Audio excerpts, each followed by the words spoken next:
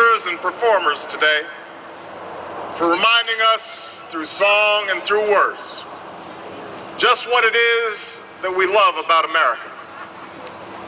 I want to thank all of you for braving the cold and the crowds and traveling in some cases thousands of miles to join us here today. That's right for you, boo. Welcome to Washington, and welcome to this celebration of American renewal.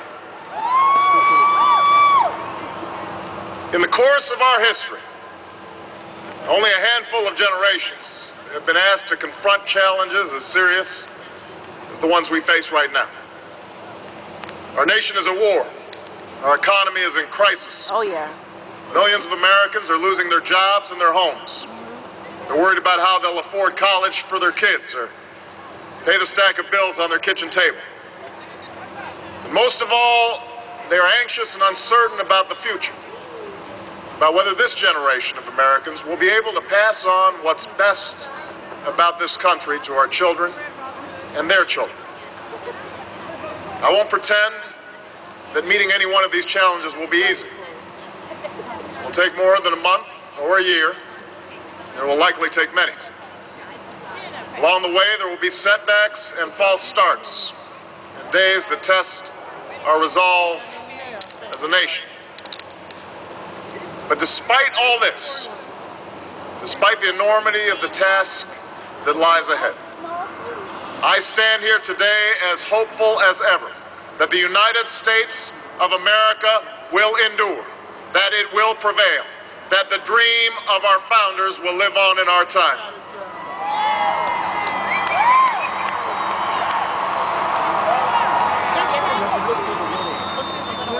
What gives me hope is what I see when I look out across this mall.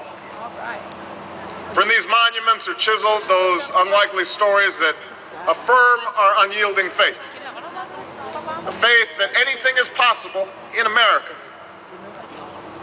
Rising before us stands a memorial to a man who led a small band of farmers and shopkeepers in revolution against the army of an empire, all for the sake of an idea. On the ground below is a tribute to a generation that withstood war and depression. Men and women like my grandparents who toiled on bomber assembly lines and marched across Europe to free the world from tyranny's grasp. Directly in front of us is a pool that still reflects the dream of a king, the glory of a people who marched and bled so that their children might be judged by their character's content. And behind me, watching over the union he saved, sits the man who in so many ways made this day possible. And yet, as I stand here today, what gives me the greatest hope of all is not the stone and marble that surrounds us, but what fills the spaces in between. It is you, Americans of every race and region and station, who came here because you believe in what this country can be and because you want to help us get there.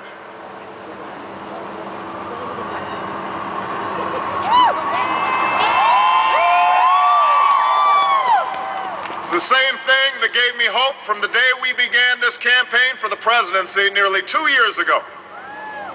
A belief that if we could just recognize ourselves in one another, bring everybody together, Democrats, Republicans, Independents, Latino, Asian, and Native American, black and white, gay and straight, disabled and not, then not only would we restore hope and opportunity in places that yearn for both, but maybe, just maybe, we might perfect our union in the process. This is what I believed, but you made this belief real. That's right.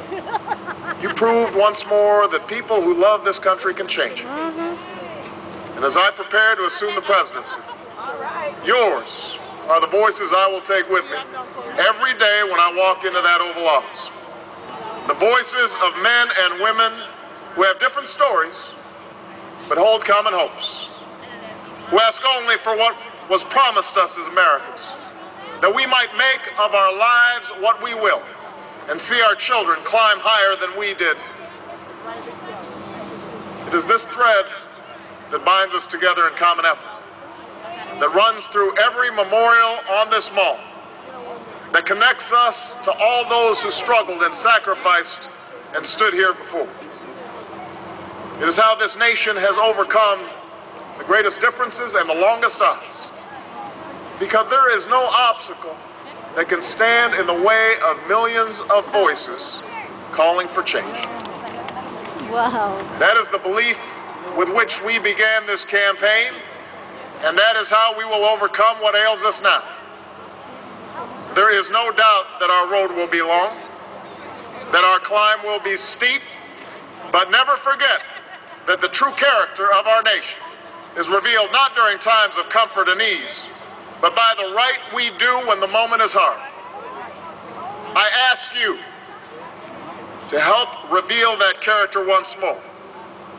And together, we can carry forward as one nation and one people the legacy of our forefathers that we celebrate today. Thank you, America. God bless you.